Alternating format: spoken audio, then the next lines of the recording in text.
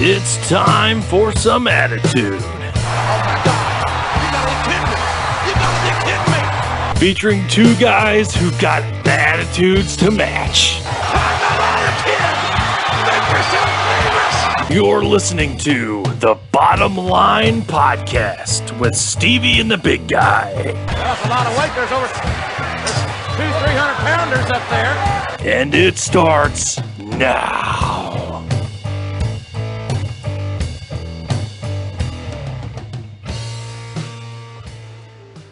Episode number 6 of the Bottom Line Podcast.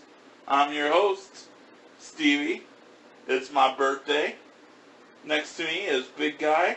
I am not next to you. Digitally next to me is Big Guy. Nope, not even then. And we are ready to give you episode 6. How you doing today, Varble? I'm alright. You alright? Yeah, better than you. That's true. I have a massive sunburn. I am in a lot of pain. That sucks. But you know what's not going to suck? This episode. Prove it. It's going to be very full of content because not only are we reviewing 2 episodes of Raw, Yeah. but you are also reviewing episode Nitro the same night as our second Raw. That's correct. How about that? It's going to be coming a monthly segment, I think. A monthly segment? Yeah. So you're actually doing work now? No. Fair enough. Alright.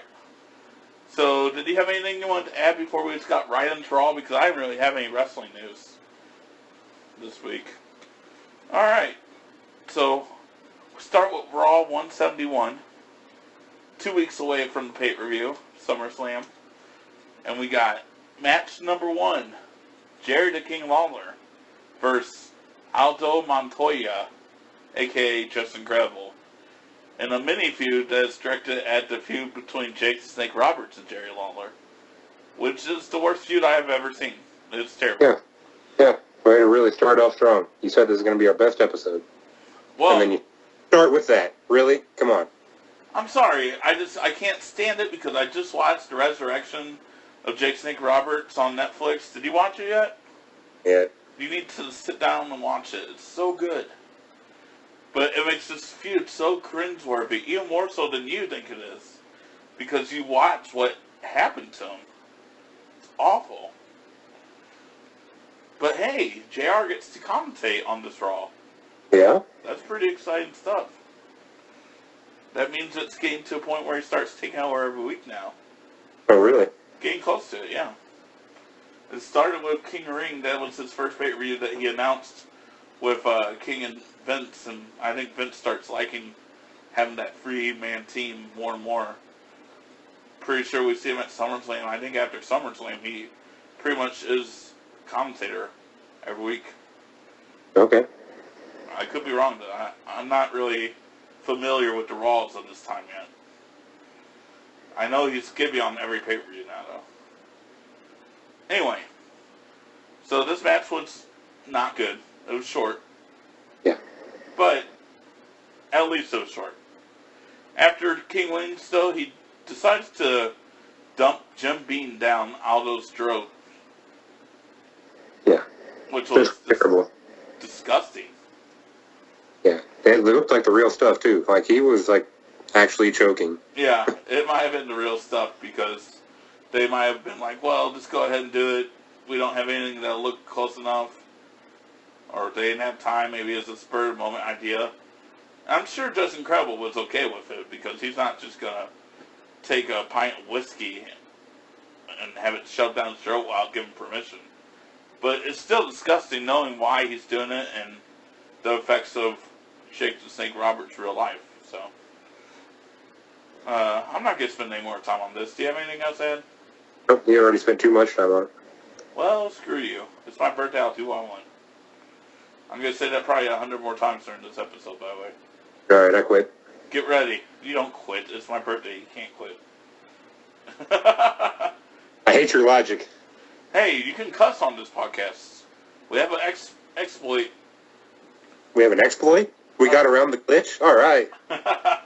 You You know what I mean. We have that little E.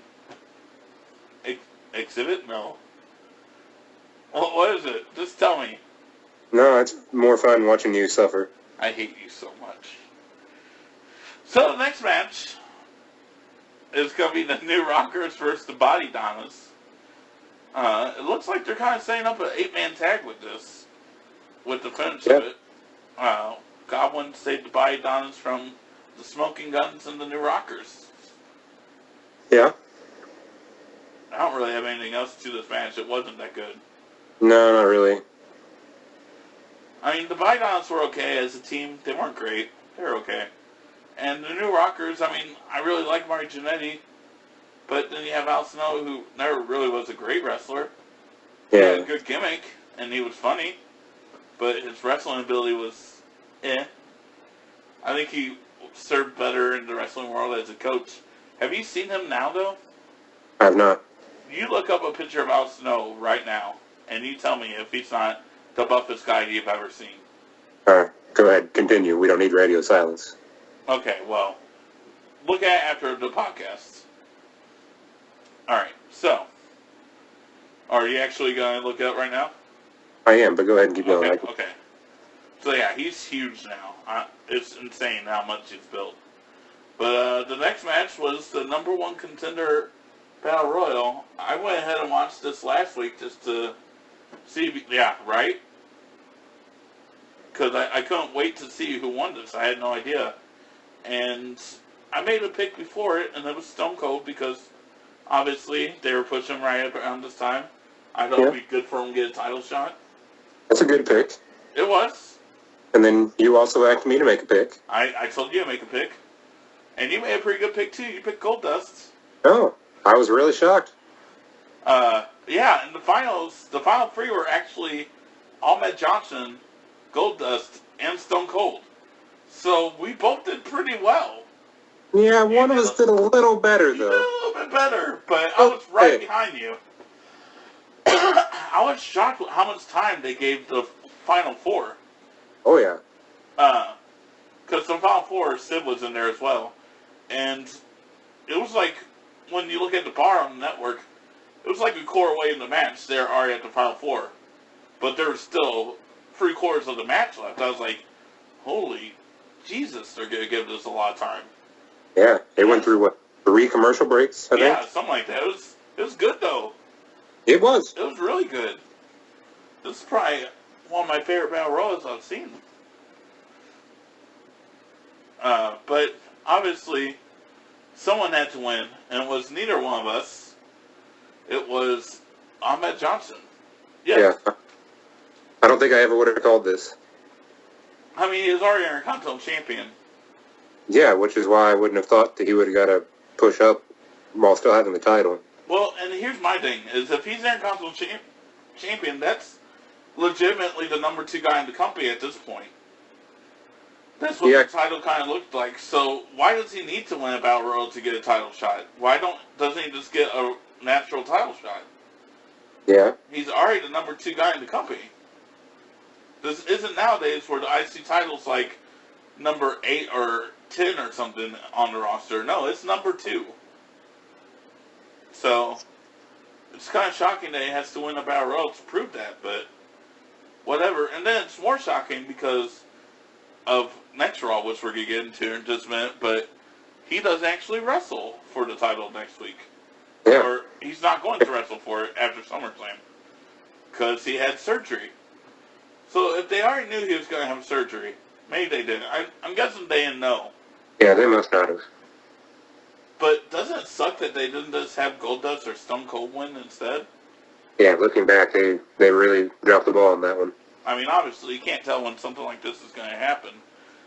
But you would hope that they would, Ahmed probably said something like, oh, hey guys, I'm starting to feel this, or, let's have you win a Battle Royal for a title shot. But I was happy with how Austin did. It made sense that he had both Ahmed and Goldust team up because, honestly, it was kind of weird this Battle Royal, but a lot of people were helping a lot of people escape elimination. Yeah. And I was like, why are they doing this? There's no reason to stop someone from laying someone else. I don't care if they're both heel or they're both face. You're literally fighting for a world title shot. It's every man for himself. I don't care if my best friend is on the top rope and he's getting ready to get eliminated. I'm going to go over there and push him over. He would not push me over. I would. Anyway, Ahmed wins. That's the end of this Raw. Now let's hear about your Al Snow. You just looked him up. Yeah. He's pretty big. Okay. Glad we got that settled.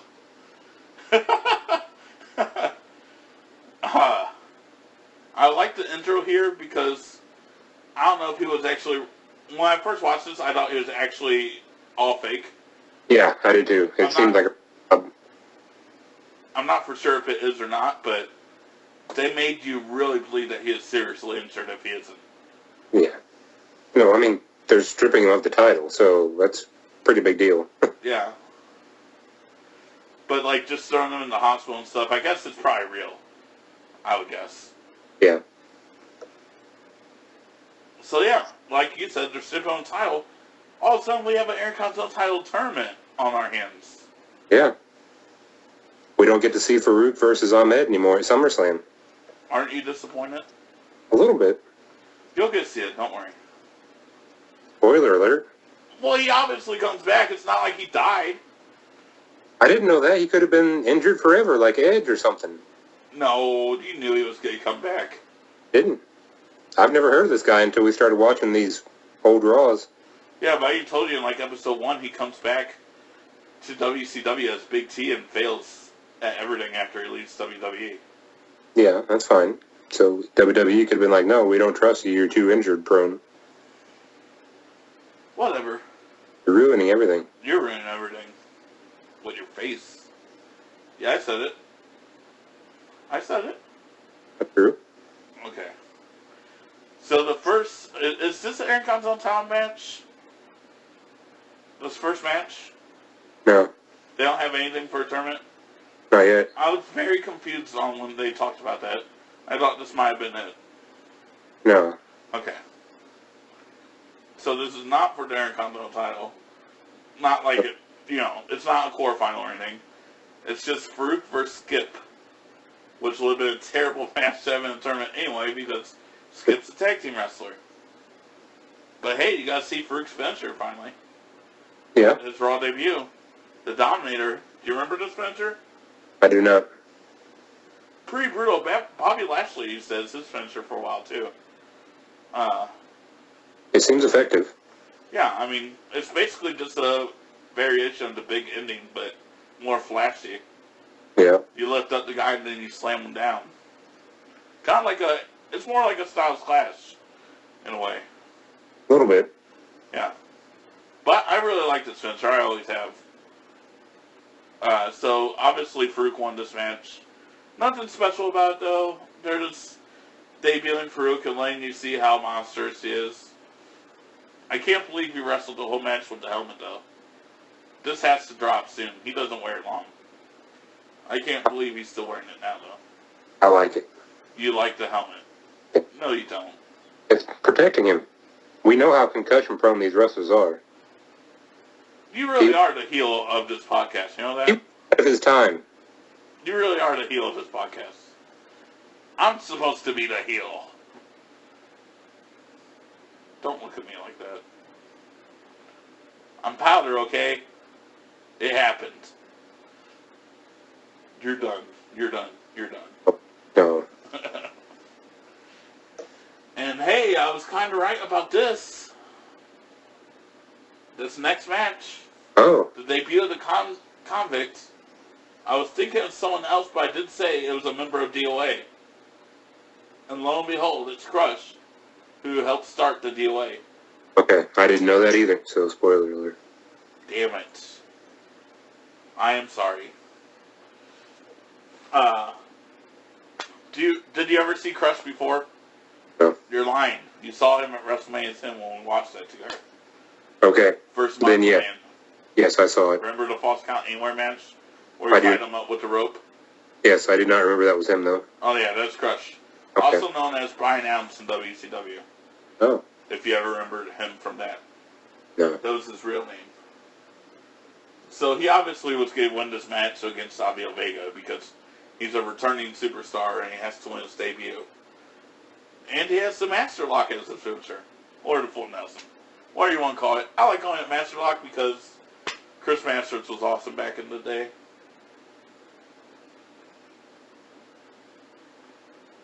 But then, do you have anything else to add to that match? Not really, no. Your favorite wrestler returns to Raw. T.L. Hopper. I was excited. I bet you were. I jumped out of my chair. I was like, whoa. And there's Betty the Plunger. You were very excited for this. I knew you would be. Oh, yeah. When's his title shot coming? He better be in the IC tournament. Oh, he is, absolutely. Good. He's not. I don't actually know if he's in it. Yeah, see? So, yeah, it was T.L. Hopper and who? First the Goblins. Who? Who? Who? Who? Yeah, who? Who?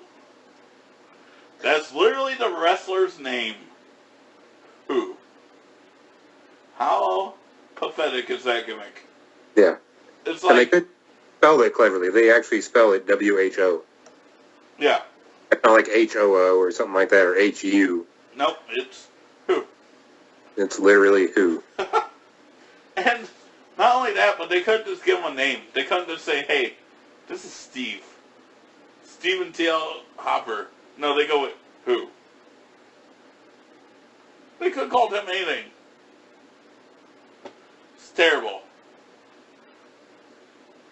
I really hate this Raw, though, because it's all filler. It's all, I mean, yeah, you're seeing debuts or re-debuts, whatever, but they're all matches against people that don't matter at this point.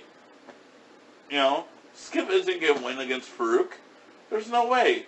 Savio Vega isn't going to beat Crush in his first match back. Why? Why couldn't you give him, like, someone meaningful that would actually help him advance?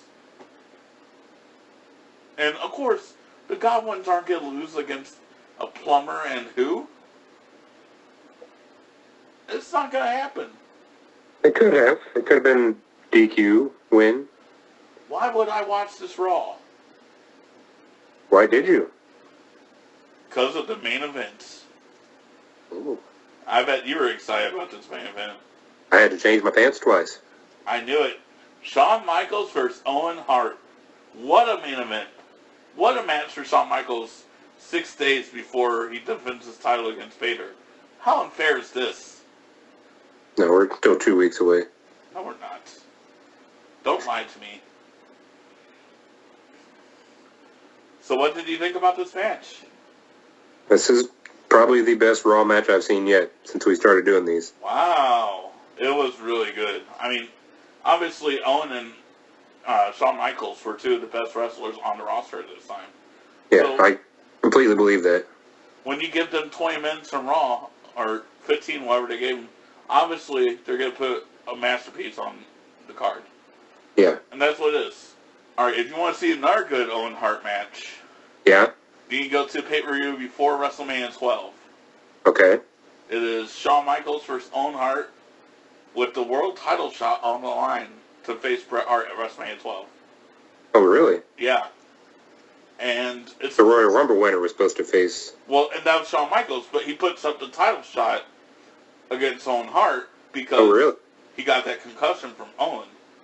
Oh. And so he's like, I need to prove myself. And so that's what happens. And they put on a great match. Really gets you in the mood for WrestleMania 12, too. Nice. Have you seen the Iron Man match? No. You haven't seen... Man. I mean, it's kind of dated now because it's a lot of holds and stuff. And you've seen several since.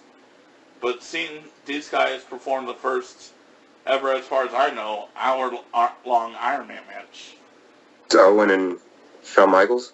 It's Shawn Michaels versus Bret Hart at WrestleMania 12. Oh, okay. It is insane. I mean, you got the two best. Not two of the best, but the two best on the roster. For an hour and like 4 minutes. Wow. Yeah. Well, it's an hour, actually. I don't know why it's an hour and 4 minutes. I just want to add 4 minutes. But if you ever want to see one of the biggest classics of all time, go back and watch it. Okay. Anyway, moving on.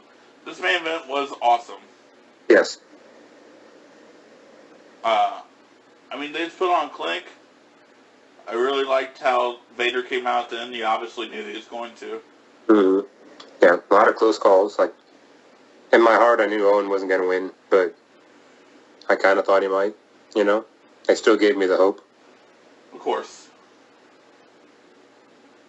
Yeah, Vader just came out and absolutely destroyed him at the end. Oh, yeah. I mean, just 3 or 4 different Vader bombs, and he definitely looks like a monster coming into SummerSlam. Oh, absolutely. And just wait until you see this match next week. Oh, yeah? I love it. Andy is dumb for not liking this card. It's a great card. This match was one of my favorite matches when I went back and watched classics. Because I used to rent the videotapes from Snooks every weekend when I started getting back into wrestling.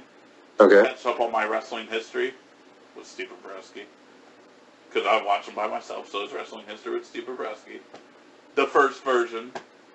And I just go and watch all these old videotapes of pay-per-views. And this was one of my favorite ones watching, because you'll see it's just, they put it together so well. Cool. Yeah. Pretty good Raw, though. Well, the main event was. Everything else was bleh, but you got to see some debuts and one hell of a main event. So, 2 great main events in a row. Yeah. I think now we're going to go on to your Nitro review. All right. All right. This is you. I was pausing so you could put in the theme song. I don't have a theme song for you. You didn't make me a theme song? I did not make you a theme song yet. I have a segment now. You just need to make talk to the producer, Andy Ihouse, who produces all of our sounds. All right, we'll add this in post. All right, so I have never seen Nitro before. This is What? my first ever episode. First ever episode. Yeah, Craziness. it kind of is, but seems like a decent spot to jump in. So a little backstory, I kind of approached you last week and said that since I hadn't seen any of these WCW matches, I kind of wanted to see what was going on over there, because we're really heading into what they've dubbed as the Monday Night War. Yeah. Where It's already started. it has, I mean... Started in 95. Oh, really? Yeah, the first Nitro officially starts the Monday Night Wars. Okay.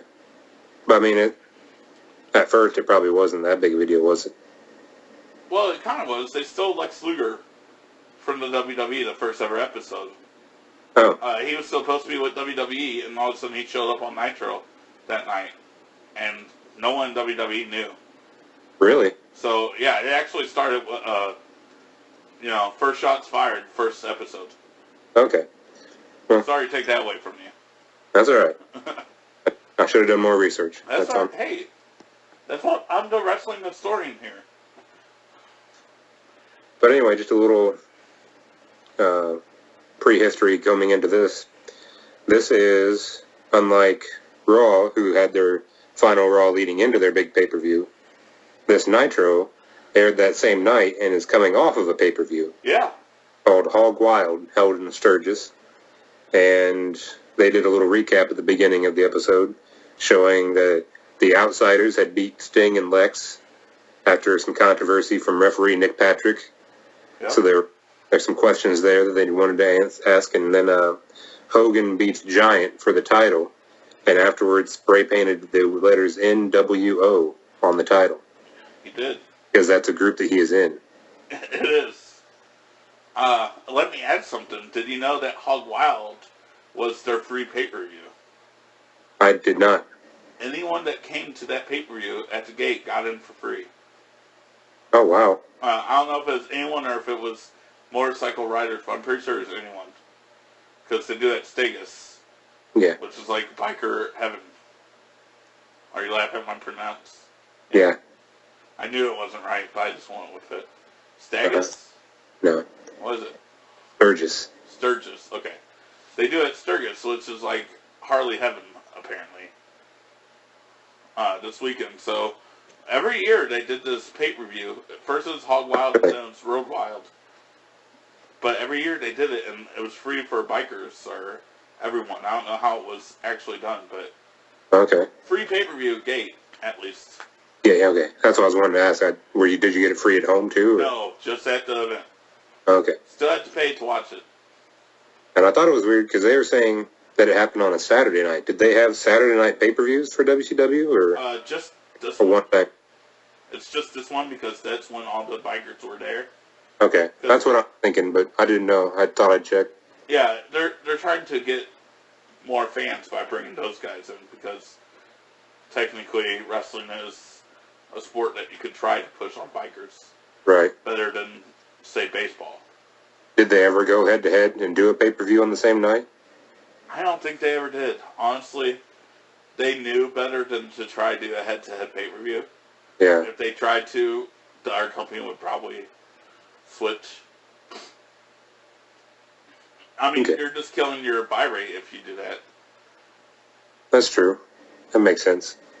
If you do it like that, then you're basically saying, oh, well, if we both have pay-per-view, whoever's card is better is probably going to get more people.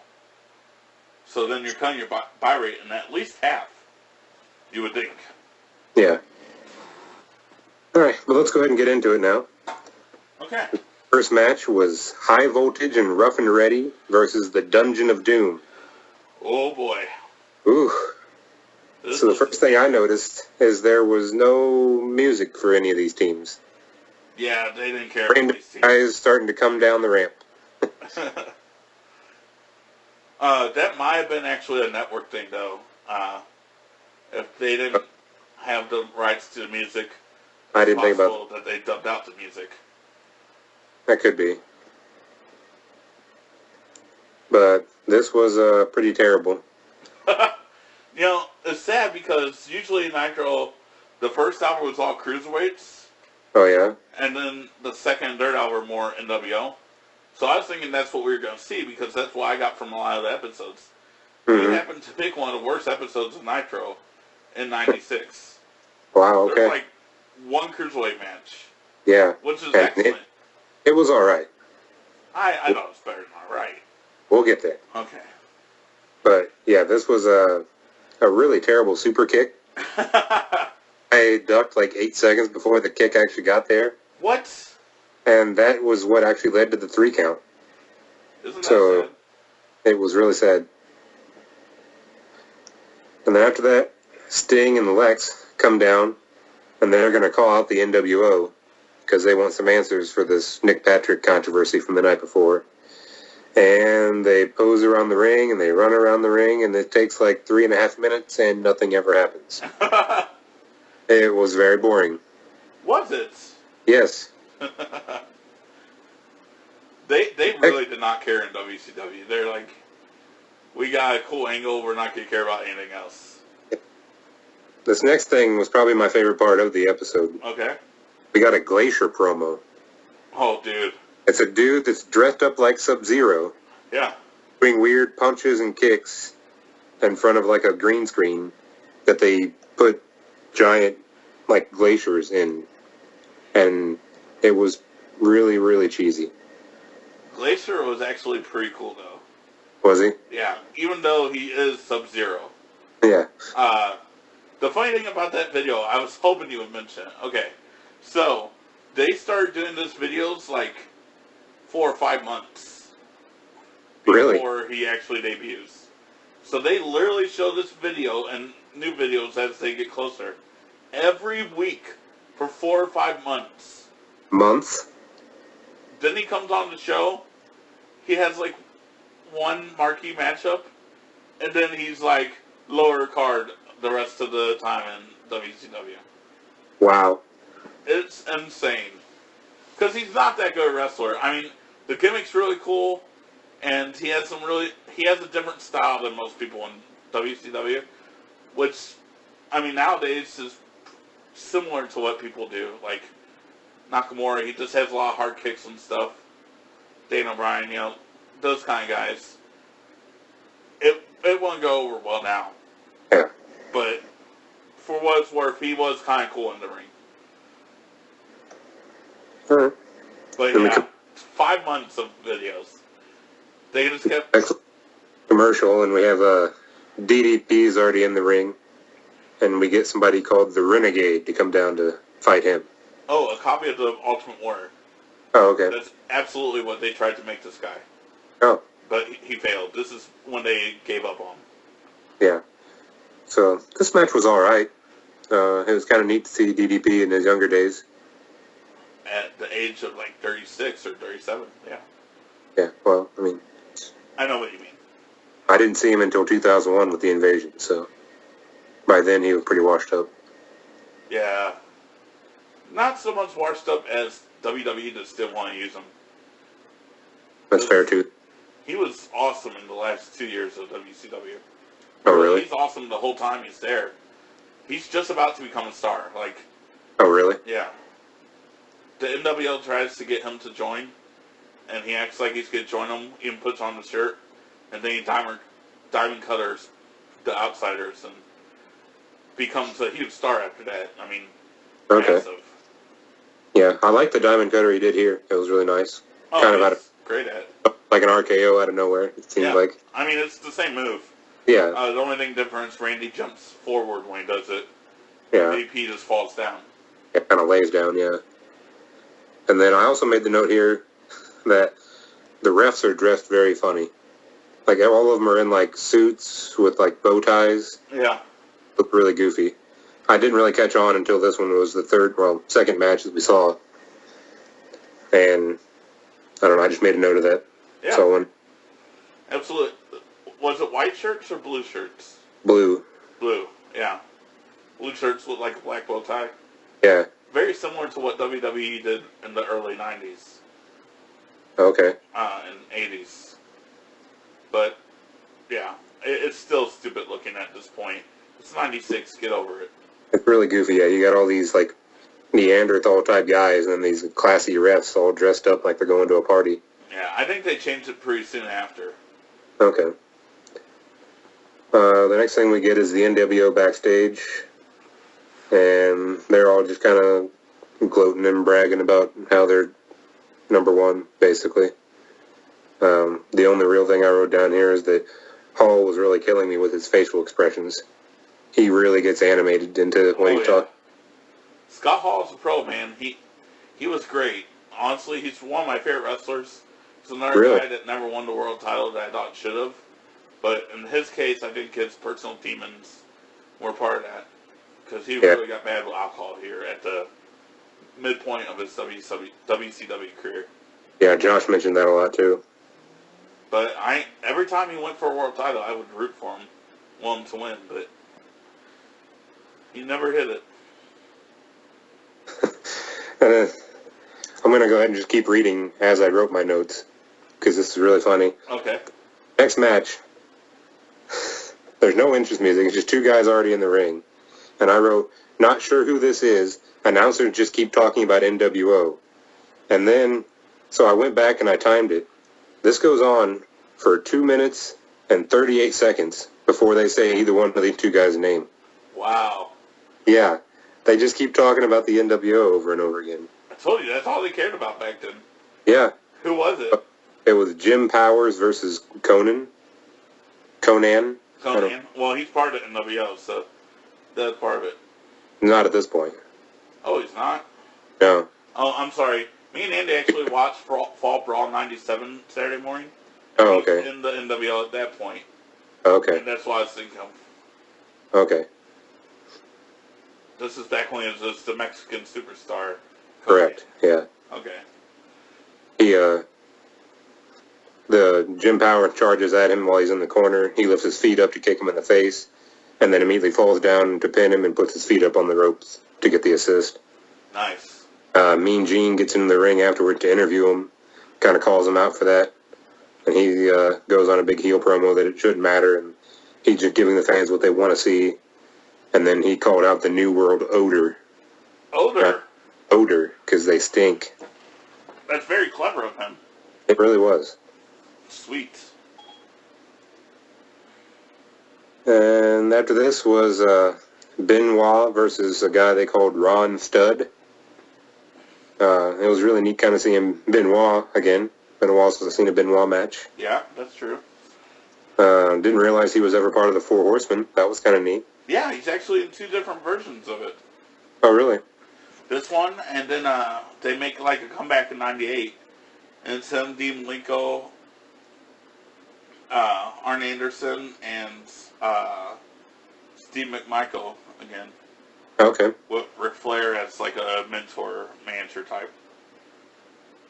Gotcha. But, I mean, not really a very great match, but No. it was kind of neat because this guy was huge. He was like 7 feet tall. So kind of neat to see Benoit in a David versus Goliath kind of match. Yeah, it was cool. He actually gets him into a superplex off the top rope for a pin. Yeah. Which was pretty impressive, I thought. Did you see the woman he walked down with? Yeah. That's his actual wife, Nancy. Oh, really? Yeah. Oh, wow. Her name was Woman. Oh, really? Yes. That sounds very sexist. It does. Like, she doesn't even get a name. She's this woman. Okay. Yeah, she was part of the Horsemen with him. Oh. And this is how they fell in love and got married. Oh, wow. Yeah. Yeah. And then the other girl was Macho's woman, right? Miss Elizabeth. Yeah. Which they were in like a divorce angle or something right now, is what Josh was saying. Yeah, they were already divorced at this point, but they, storyline-wise, they were like... Like she stole all his money or something? Yeah. You know, wrestling tries to emulate real life. Yeah. Next match was pretty entertaining. We had a tag team match for the titles. It was the Steiner Brothers versus Harlem Heat. I like this match. Booker T looks really good. He's really young here. Yeah, I had no idea he was ever in that good a shape. Oh, man. He's been in WCW since, I want to say, like, 94. Oh, really? So, this is like... He's up there already. He's been there for a while. But he's always been in good shape.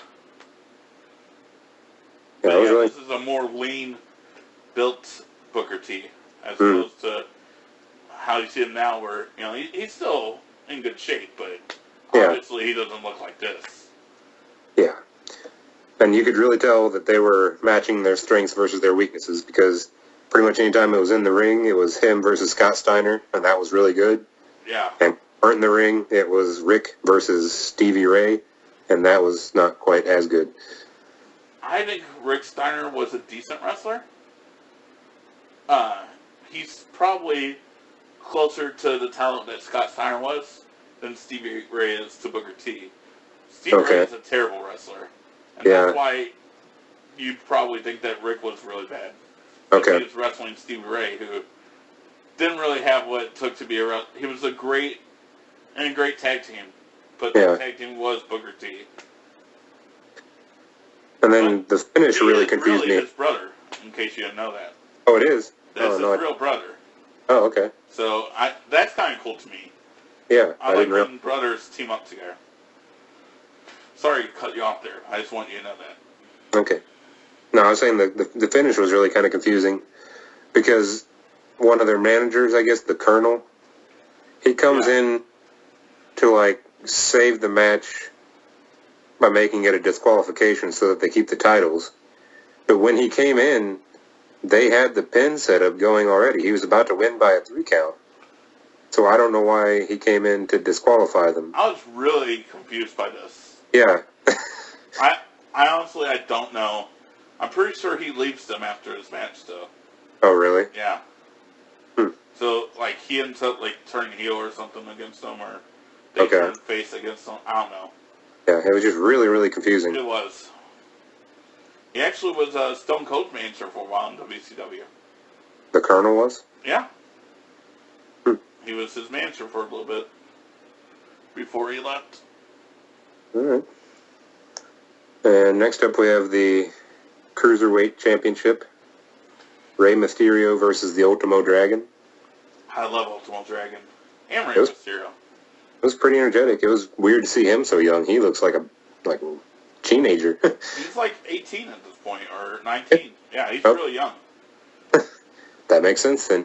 I mean, he's only like 39 or something nowadays, so... Right? Yeah, that seems about right.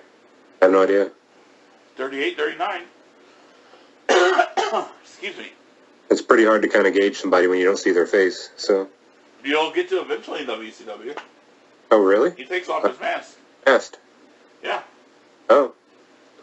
He loses a match against Kevin Nash and has to demask. Wow.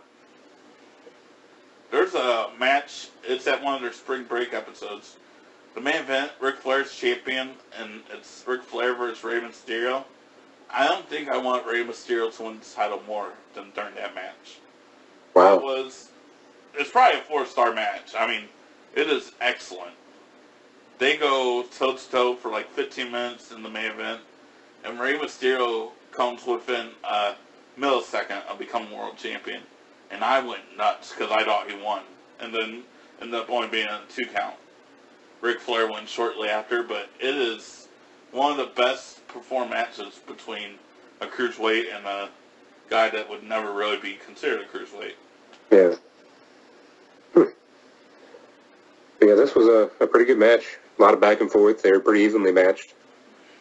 And ended up finishing up on a roll-up reversal of a Dragon Bomb, so Ray gets the win to keep his title. Yeah. I really liked this match. I mean, they always had really good matches against each other. Yeah. It's probably one of their lesser matches, but it's still a good match. And then next up we have Ric Flair with Elizabeth versus Macho Man. For the U.S. title. Yeah. Because apparently Macho Man, or Ric Flair's U.S. champion right now. Yeah. Lots of classic Flair in this one. Oh, of course. It was pretty cool seeing him, part of his prime. I'd say this is a little bit after his prime, but, okay. He's still Flair. Yeah. He can still wrestle at this point, but he's definitely gotten to past his prime. 80s, I think, were his prime. Early 90s. But, yeah, Macho looked really good, too. This was probably one of his better matches back then, I would say. Yeah, Macho Man and Ric Flair had really good chemistry with each other in the ring. Yeah? Have you ever seen the WrestleMania 8 match? I haven't. So classic, man. Amazing. Cool. But yeah, a lot of back and forth, and then eventually Hogan comes down and gives a couple chair shots to Macho Man, throws him into the ring, and then Flair still uses his legs on the ropes. It wasn't enough that the guy got beat down with a chair shot. He also had to put his legs on the ropes to get the pin. Flair. Oh, yeah. And then Elizabeth even holds his ankles. So, it was pretty entertaining. Classic Flair. And then that leads us to the main event, which was the Outsiders versus Sting and Lex. There's a lot of speculation. They didn't know where the Outsiders were going to come from. I don't know if this was a standard thing or if this is a one-time only thing, but eventually they end up coming through the crowd Roman Reigns style. Or maybe Roman Reigns comes to your crowd outsider style. No, I don't think so. Okay. But they're in the ring, and then Lex comes down, takes him on both by himself for a little while, and then eventually Sting just kind of shows up out of nowhere. And this whole thing just kind of devolved into a big mess. It wasn't really ever an official match, I don't think. No, it wasn't. And Sting was going for a Stinger Splash, and Nick Patrick, pulled Hall out of the way. And then they all ran off. So this is supposedly like he became the NWO's referee or something. Yes, Josh he did. There's actually a pay-per-view called Sold Out, where it's the NWO's pay-per-view, and Nick Patrick is the referee for all the matches, and it's basically everyone in NWO getting over. They have their own announcers. They have, they face jobbers mostly. Terrible. I mean, they face known people, but they're lower known people that they're obviously going to win against. Yeah. But I think WCW wins like one match. Wow. Yeah. It's really terrible. And then I didn't mention until the end of the thing here, but I did enjoy the second half of the show was Heenan and Bischoff on commentary. Yeah, they took out Tony Schiavone. Mm-hmm. And Larry Zbyszko. Yeah. Definitely Heenan's obviously a better announcer than any of those guys. Eric Bischoff was actually pretty good. Yeah, that's what I was going to say. I kind of liked it. They had a pretty good chemistry with each other. The only thing I would have to root against is the fact that Heenan's so much better as a heel announcer. But I think Eric Bischoff's already part of NWO, right? Don't think so. Oh, he wasn't? Not that I know of. I mean, he wasn't very blatant here anyway. No, I'm pretty sure he is because he was defending Nick Patrick.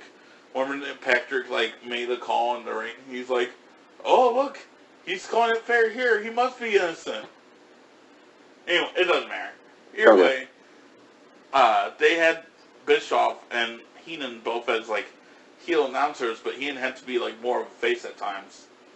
Because, obviously, NWO is, the heel of WCW, and it just didn't work with me as much as Heenan being able to be himself.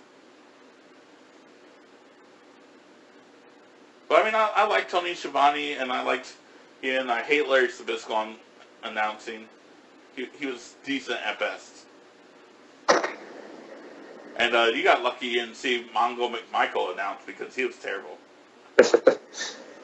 He actually started wrestling already, so you got lucky there. Nitro starts off with him as announcer. Oh, all right. And it was bad.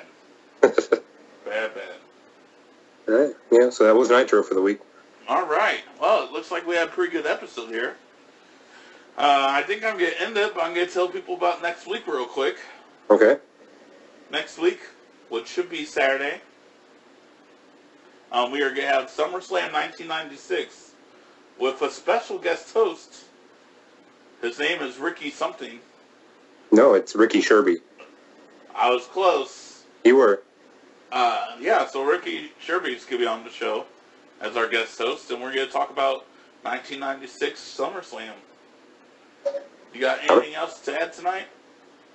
No, I'm excited. Go Vader. You don't have anything you want to say to me? Nope. Nothing at all? Nope. Special day in my life? Nope. No? Alright. Well, I guess I'll say it to myself. Happy birthday, Stevie. And that's the bottom line, because we said so. Thank you for listening, and make sure to tune in next time to the Bottom Line Podcast with Stevie and the Big Guy.